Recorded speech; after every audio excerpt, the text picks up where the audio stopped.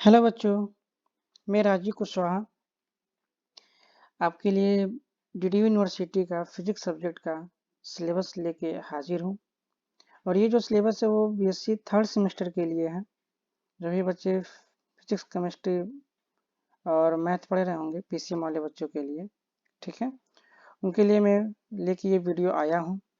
और इस वीडियो में हम लोग सिलेबस के बारे में डिस्कस करेंगे, एक एक करके कौन कौन सी सिलेबस है आपके लिए और कौन कौन सी चीज़ें आपको पढ़नी है। ठीक है, जैसे डीडी यूनिवर्सिटी का थर्ड सेमेस्टर का और फिजिक्स वाला सब्जेक्ट का ये सिलेबस है। आइए हम लोग बिना डिले किए हुए स्टार्ट करते हैं। देखिए, सबसे पहले क्या करना है आपको, PHY 201 पढ़ना है और उसका नाम क्या है, कोर्स कोड का नाम क्या है, PHY 201। टाइटल क्या है इसका, टाइटल ये है कि इलेक्ट्रोमैग्नेटिक थ्योरी एंड ऑप्टिक्स। ठीक है, इसमें दो पार्ट में डिवाइड किया गया है, जैसे पार्ट ए और part B.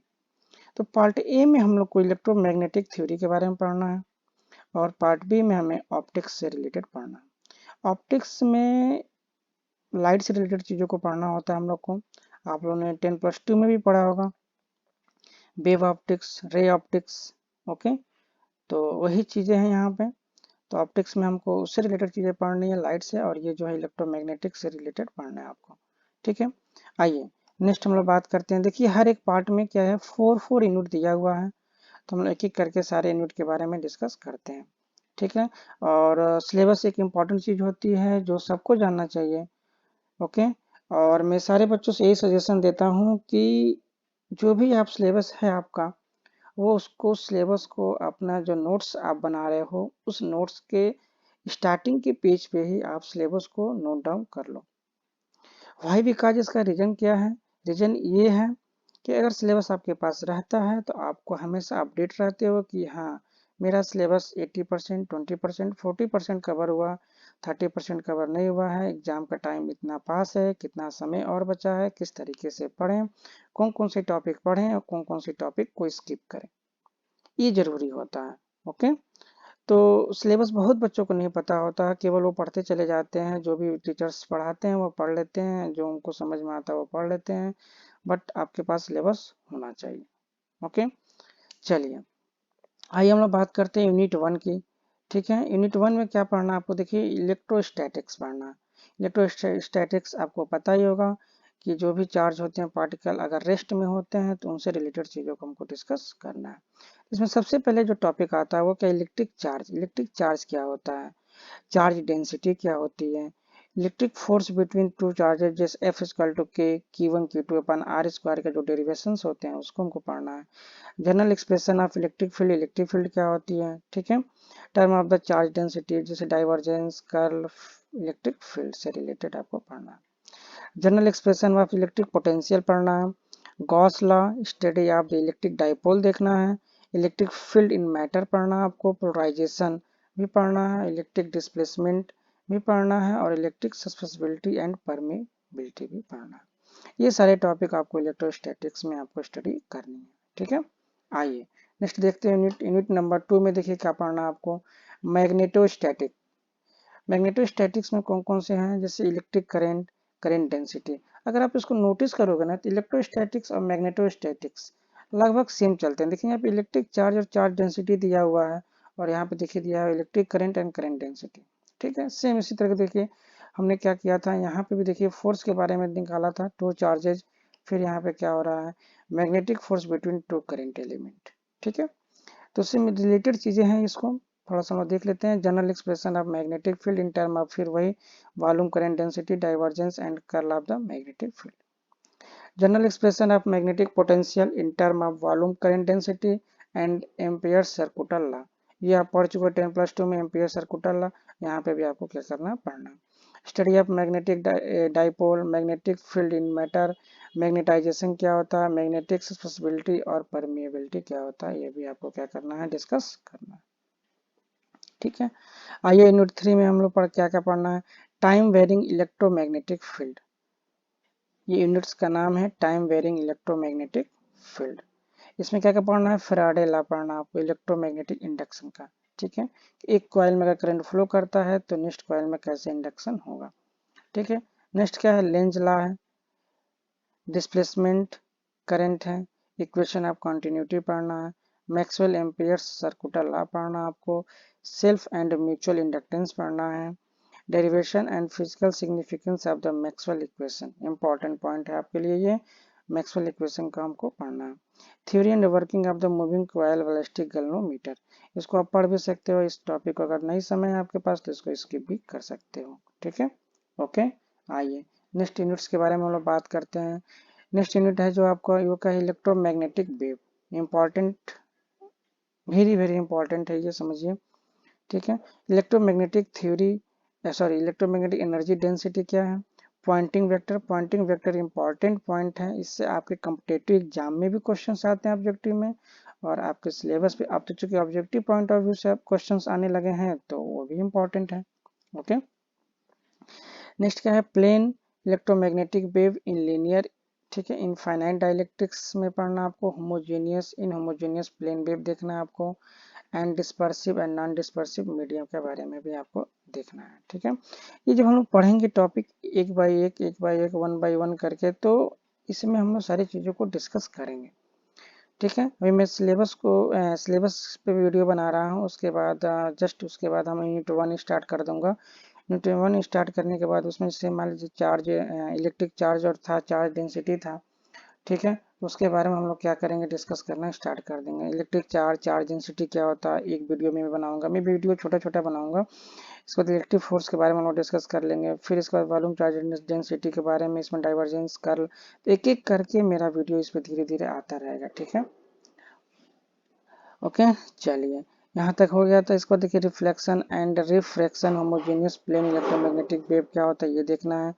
Law of reflection, Snell's law और स्टोक्स लॉ, ये भी आपको क्या करना है, देखना है। तो यहाँ पे आपको क्या होता है, पार्ट ए का 4 यूनिट्स कंप्लीट होता है। ओके, आइए हम लोग चलते हैं क्या पार्ट बी में। पार्ट बी में जो था क्या आपके लिए, ऑप्टिक्स का पार्ट था, क्या था आपके लिए, ऑप्टिक्स का पार्ट था। पार्ट बी क्या था, ऑप्टिक्स वाला पार्ट था, ठीक है। इसमें क्या करना था आपको, ऑप्टिक्स से रिलेटेड क्या करना था, चीज़ों को पढ़ना है, ठीक है। आइए इसमें देखते हैं कौन कौन से टॉपिक पढ़ना है। इसमें यूनिट 1 है वो क्या, इंटरफेरेंस। इंटरफेरेंस में क्या condition, condition for interference, interference के लिए कंडीशन क्या क्या चाहिए, स्पेटिकल टेम्पोरल कोहेरेंस क्या होता है, इसके बारे में पढ़ना है। ये भी पढ़ना आपको, कोहेरेंस क्या होते हैं, ठीक है, इसकी इंटेंसिटी कैसे हाई होती है, डिवीजन ऑफ वेव फ्रंट, तो इसमें कौन कौन सी पढ़ना है आपको, फ्रेंजल बाइप्रिज्म पढ़ना है, ठीक है, लियोट्स मिरर पढ़ना है। दो पढ़ना आपको क्या, डिवीजन ऑफ वेव फ्रंट्स है। वेव फ्रंट्स क्या होता है, वेव फ्रंट्स का डिवीजन कैसे होता है, जब इस टॉपिक को हम लोग स्टार्ट करेंगे तो वहां पे हम लोग अच्छे से समझेंगे। ओके, आइए डिवीजन ऑफ एम्पलीट्यूड, ठीक, parallel thin film, veg shape film and Newton's ring experiment, ठीक है। इसके बाद क्या पढ़ना हमको, इंटरफेरोमीटर, माइकलसन, इंटरफेरोमीटर में माइकलसन हो गया और फेब्री प्योरेट, ये सारे पॉइंट्स हम लोग क्या करना है, पढ़ना है इंटरफेरेंस में। डिफ्रैक्शन में देखिए यूनिट 2 में क्या क्या पढ़ना है, distinction between interference and diffraction, interference और डिफ्रैक्शन में अंतर क्या है, Fresnel and Fraunhofer class of diffraction, important point, Fresnel half period zone, very very important, zone plate very very important. ये जो होते हैं आपके कॉम्पिटिटिव एग्जाम्स में भी आपके क्वेश्चंस आते हैं, और इसमें तो आपको आएंगे ही आएंगे, ठीक है। क्या क्या मैंने बताया कि कॉम्पिटिटिव एग्जाम्स में भी आपको Fresnel half period zones, zone plates, ये सारे आते रहते हैं, ठीक है। चाहे आप टीजीटी का एग्जाम दें, टीचिंग लाइन की मैं बात कर रहा हूँ, या आप पीजीटी का एग्जाम दें, या आप असिस्टेंट प्रोफेसर का एग्जाम दें, सारे एग्जाम्स में ये सारी चीज़ें पूछा जाता है। ओके, क्लियर है।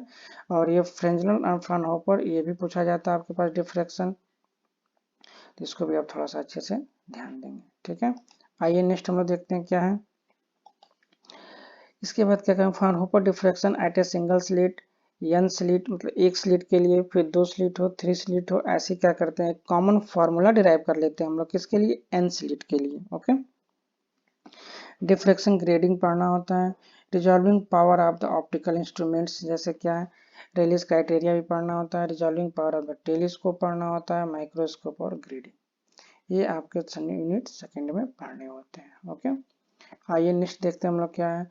नेक्स्ट जो है वो क्या है, पोलराइजेशन है। ओके, पोलराइजेशन में क्या क्या पढ़ना होता है, polarization by the dichroic crystal क्या होता है, ठीक है, birefringence, Nicol prism, retardation plate मतलब समझ रहे हैं, एक्सरलेशन और रिटार्डेशन आप लोगों ने पढ़ा हुआ है, एक्सरलेशन और रिटार्डेशन। तो रिटार्डेशन मतलब रोकने के लिए तो एक प्लेट बनाई जाती है, उसी को बोलते हैं रिटार्डेशन प्लेट, रेज को रोकने के लिए जो रेज आती है वहाँ पे, जब पढ़ेंगे तो पता चल जाएगा ई और ओ टाइप्स के रेज जो होते हैं, ठीक है। बेबिनेट्स कंपनसेटर होता है, और analysis of the polarized light के बारे में पढ़ना हम लोग को, optical rotational Fresnel explanation of the optical rotation, half shade and biquartz polarimeter भी आपको क्या करना है, पढ़ना, ठीक है। अब आइए नेक्स्ट यूनिट क्या है, नेक्स्ट यूनिट देखिए 4 यूनिट, इसमें पढ़ना आपको लेजर, ठीक है। Light amplification stimulated emission of, ठीक है। तो ये लेजर इसी से बन, कैरेक्टरिस्टिक्स पढ़ना है इसके लेजर का, quantitative analysis of spectacled and temporal coherence पढ़ना है, जो पीछे भी इस टॉपिक को हम लोग स्टडी करना है। कंडीशन फॉर लेजर एक्शन, जो लेजर एक्शन मतलब जो मैं लेजर लाइट, देखिए मैं आपको ये जो दिखा रहा हूँ ये लेजर लाइट ही है, ठीक है। लेजर लाइट का एक्शन कैसे होता है, कैसे वो बनता है, ठीक है। आइंस्टाइन कोफिशिएंट इंपॉर्टेंट पॉइंट है ये, ठीक है, ये एग्जाम में पूछता है, किसी भी टाइप के एग्जाम में पूछा जाता है ये, ठीक है। क्या है, आइंस्टाइन कोफिशिएंट पूछा जाता है, देखिए ये भी इंपॉर्टेंट है, आपको डिराइव करना होता है। और लेजर एक्शन भी है, और 3 and 4 level of the laser system, ठीक है, ये भी आपसे पूछा जाता है, ठीक है।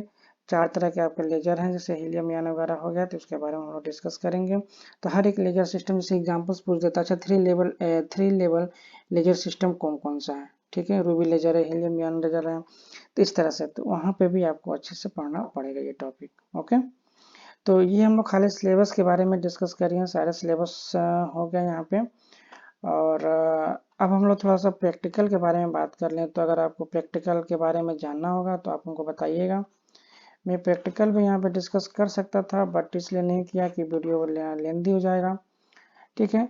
तो प्रैक्टिकल को मैंने छोड़ रखा है, और असाइनमेंट भी बनना होता है आप लोग का, ठीक है। असाइनमेंट के बारे में हम लोग डिस्कस कर लेंगे, उसके बाद प्रोजेक्ट वर्क के बारे में भी हम लोग क्या कर सकते हैं, डिस्कस कर सकते हैं, ठीक है। लेकिन मैंने इसको ज़रूरी नहीं समझा, इसलिए मैंने इसमें ऐड नहीं किया है।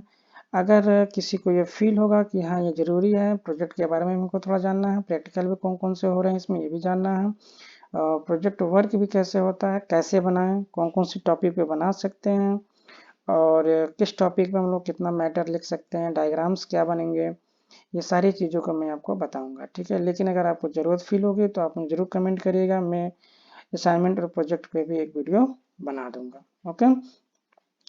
चलिए, आपने मेरी वीडियो को देखा उसके लिए थैंक यू, और मैं फिर से आपसे मिलूंगा नेक्स्ट वीडियो में, ठीक है, नए टॉपिक के साथ। वो टॉपिक होगा आपके पास यूनिट 1 का टॉपिक होगा, और वो टॉपिक होगा आपके पास इलेक्ट्रोस्टैटिक से रिलेटेड, ठीक है, electric charge and charge density, फिर electric force between two charges, 1 by 1 करके मैं एक एक वीडियो बनाता चला जाऊंगा, ठीक है। अगर आपको वीडियो अच्छी लगी तो लाइक ज़रूर करिएगा, और सब्सक्राइब भी कर लेंगे, तो इससे बेनिफिट ये होगा कि मेरा जो नेक्स्ट वीडियो आएगा वो आपको आसानी से मिल जाएगा, ओके। चलिए, तब तक के लिए फिर नेक्स्ट बाय, और टेक केयर, हम लोग फिर मिलते हैं, ओके, थैंक यू।